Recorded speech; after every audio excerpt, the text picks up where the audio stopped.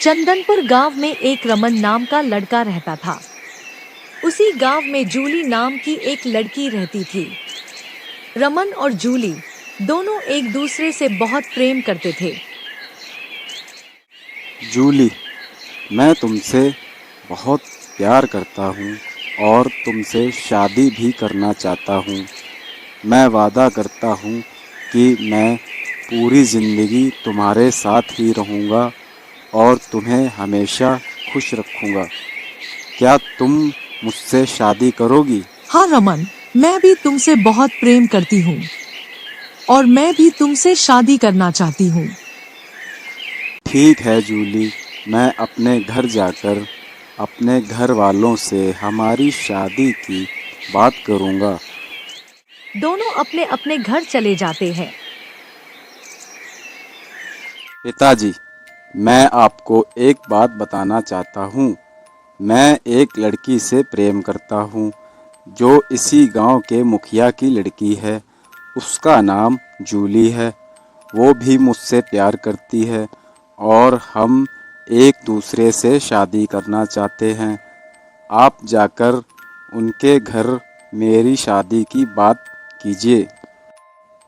रमन, अब तुम बड़े हो गए हो और तुम अपने फैसले खुद ले सकते हो। मैं बहुत खुश हूँ कि तुम अपनी पसंद की लड़की से शादी करना चाहते हो। मैं तुम्हारी शादी की बात मुखिया के घर जाकर आज ही करूँगा। रामलाल रमन की शादी की बात करने के लिए मुखिया के घर चला जाता है। राम राम मुखिया जी। राम राम। कहो रामलाल, आज मेरे यहाँ कैसे आना हुआ? क्या कोई खास बात है क्या? मुखिया जी, बात तो बहुत खास है, इसीलिए मैं आपके घर आया हूँ। बात दरअसल कुछ ऐसी है। मेरा बेटा रमन आपकी बेटी जूली से बहुत प्यार करता है और आपकी बेटी जूली भी रमन से प्यार करती है। वे दोनों आपस में शादी करना चाहते हैं। मैं अपने बेटे की शादी जूली से करने के लिए आपसे बात करने आया हूँ।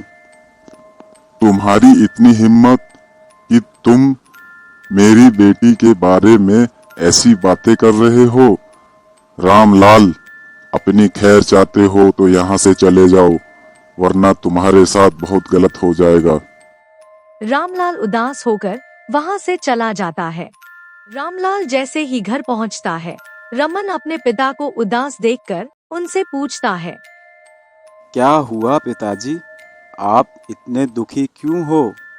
बेटा रमन, तुम्हारी शादी मुखिया की लड़की जूली से नहीं हो सकती, लेकिन तुम चिंता ना करो, हम तुम्हारे लिए जूली से भी सुंदर लड़की ढूंढेंगे और तुम्हारी शादी उससे करवाएंगे।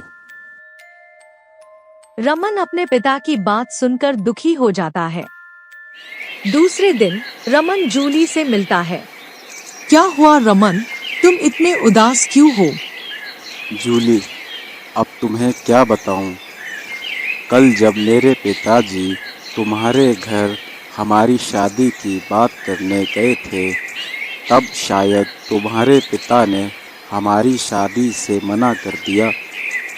पिताजी जब घर वापस आए तो बहुत उदास थे और उन्होंने मुझसे कहा कि मेरी शादी तुमसे नहीं हो सकती। अब तुम ही बताओ, मैं खुश कैसे रह सकता हूँ? रमन, तुम चिंता ना करो, मैं शादी तो तुमसे ही करूंगी। मैं अपने पिताजी को शादी के लिए मना लूंगी। जूली अपने घर आती है और अपने पिता से बात करती है। पिताजी, अब मैं बड़ी हो चुकी हूँ और अपनी जिंदगी का फैसला खुद ले सकती हूँ। अगर आप मेरी शादी रमन से नहीं करवाओगे तो मैं जीकर क्या करूंगी? मैं रमन के बिना नहीं रह सकती। बेशरम, तुझे पाल पोस कर इसीलिए बड़ा किया था कि तू अपने पिताजी से इस तरह बात कर सके। तेरी शादी रमन से नहीं होगी, तेरी शादी वहां होगी जहां मैं चाहूंगा। जूली अपने माता पिता की इकलौती लड़की थी। जूली की माँ शारदा जूली से बहुत प्रेम करती थी। शारदा जूली की बातें सुनकर बहुत चिंतित हो जाती है और मुखिया से कहती है, सुनिए, आप शादी के लिए मान जाइए। दुनिया में जूली के अलावा हमारा और कोई नहीं है। अगर जूली ही ना रही तो हम भी जीकर क्या करेंगे। शारदा, तुम ठीक कहती हो।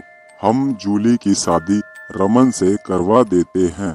अगर जूली की खुशी इसी में है, और वैसे भी हम तो यही चाहते हैं कि जूली हमेशा अपनी जिंदगी में सुखी रहे। इसके बाद जूली और रमन की शादी हो जाती है। दोनों शादी के बाद खुशी खुशी जीवन बिताने लगे। कुछ समय बाद जूली 2 जुड़वा लड़कों को जन्म देती है। एक दिन जूली की तबीयत अचानक बहुत ज्यादा खराब हो जाती है। रमन जूली को हॉस्पिटल ले जाता है।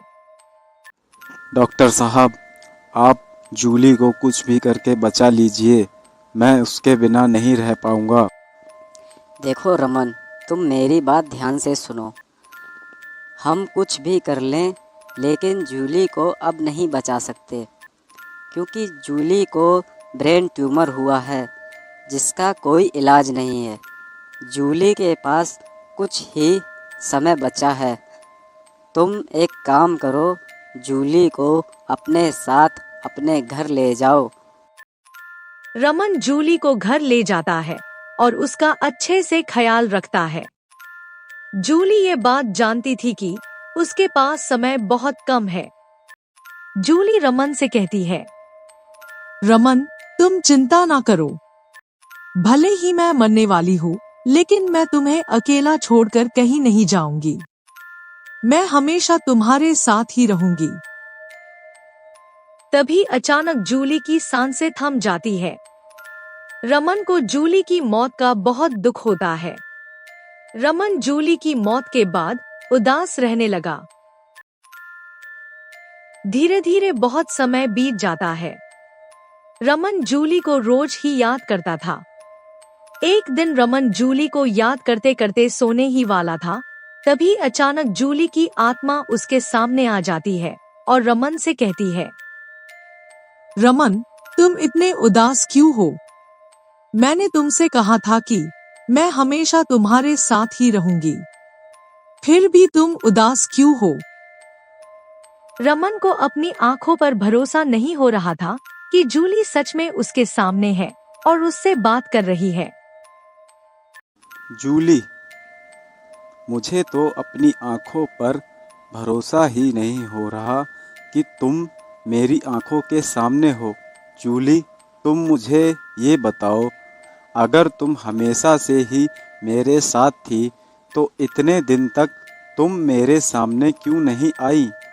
पहले मेरे पास इतनी शक्ति नहीं थी कि मैं तुम्हारे सामने आ सकूं, लेकिन अब मेरे पास इतनी शक्ति है कि मैं तुम्हारे सामने आ सकती हूँ। अब मुझे जाना होगा। मैं कल फिर इसी समय तुमसे मिलने आऊंगी। तुम ये क्या कह रही हो? तुम इतनी जल्दी नहीं जा सकती। कम से कम अपने बच्चों से तो मिल लेती।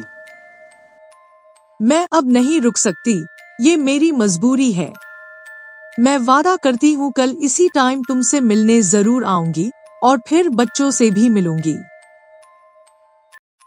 जूली इतना कहकर वहां से चली जाती है। रमन जूली से मिलके बहुत खुश हो जाता है। रमन को थोड़ा भी अंदाजा नहीं होता है कि उसके साथ आगे क्या होने वाला है। रमन अगले दिन ये बात अपने दोस्त रवि को बताता है। भाई रवि, कल रात को मुझसे मिलने जूली आई थी और वो कह रही थी कि अब वो रोज रात को मुझसे मिलने आया करेगी। रवि रमन की बात सुनकर चौंक जाता है। रवि को अंदेशा हो जाता है कि आगे रमन के साथ क्या होने वाला है। रवि उसको समझाता है। रमन, मैं तुम्हें खुश देखकर बहुत खुश हूँ। लेकिन क्या तुम्हें पता है कि जूली तुमसे मिलने क्यों आई थी? रमन, तुम मेरी बात ध्यान से सुनो। कोई भी इंसान मरने के बाद पहले जैसा नहीं रहता। अगर वो तुमसे मिलने आई थी, इसका मतलब ये नहीं है कि वो अभी भी तुमसे प्यार करती है। वो तो तुम्हें अपने साथ अपनी दुनिया में ले जाने के लिए आई है। अगर तुम भी उस दुनिया में चले जाओगे जहां जूली है, तो इस दुनिया में तुम्हारे बच्चों का ख्याल कौन रखेगा? रवि, ये तुम क्या कह रहे हो? अगर तुम्हारी बात सच है तो मुझे अब क्या करना चाहिए? रमन, तुम चिंता ना करो। मैं एक बाबा को जानता हूँ। उनके पास तुम्हारी इस समस्या का समाधान जरूर होगा। रमन रवि के साथ उस बाबा के पास जाता है। रवि बाबा को पूरी बात बताता है और बाबा से इस समस्या का समाधान पूछता है। बाबा रमन से कहते हैं, रमन, किसी कारण से जूली की आत्मा को शांति नहीं मिल पाई है। हमें जूली की आत्मा की शांति के लिए पूजा करनी पड़ेगी। बाबा, क्या आपके पास ऐसा कोई उपाय है जिससे जूली थोड़े समय के लिए मेरे साथ इंसानी रूप में रह सके? अगर तुम ऐसा ही चाहते हो तो मेरे पास एक उपाय है।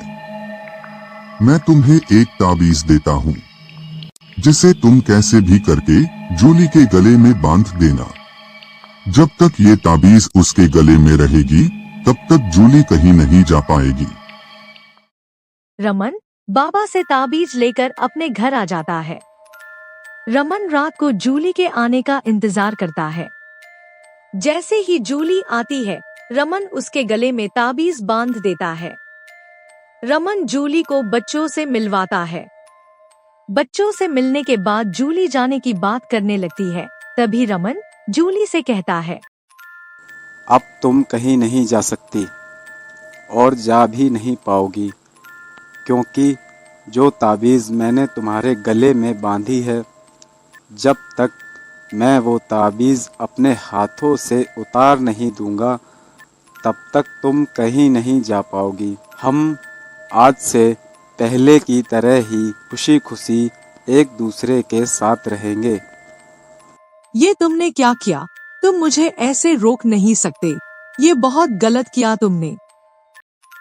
जूली को मजबूरी में रमन के साथ रहना पड़ता है और जूली रमन के साथ रहते रहते भूल गई थी कि वो रमन को भी अपने साथ ले जाने के लिए आई थी। इसी तरह 15 साल बीत जाते हैं। समय बीतने के साथ ही उनके दोनों लड़के जयेश और शेखर शादी के लायक हो जाते हैं। जूली, अब हमारे लड़के शादी के लायक हो चुके हैं। हमें दोनों की शादी करवानी चाहिए। मैंने दोनों के लिए लड़कियां पसंद कर रखी हैं। ठीक है, लेकिन शादी में तुम्हें मेरे गले से ये ताबीज उतारनी पड़ेगी।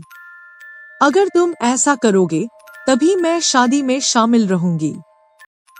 रमन जूली की बात मान लेता है और जूली के गले से ताबीज उतार लेता है।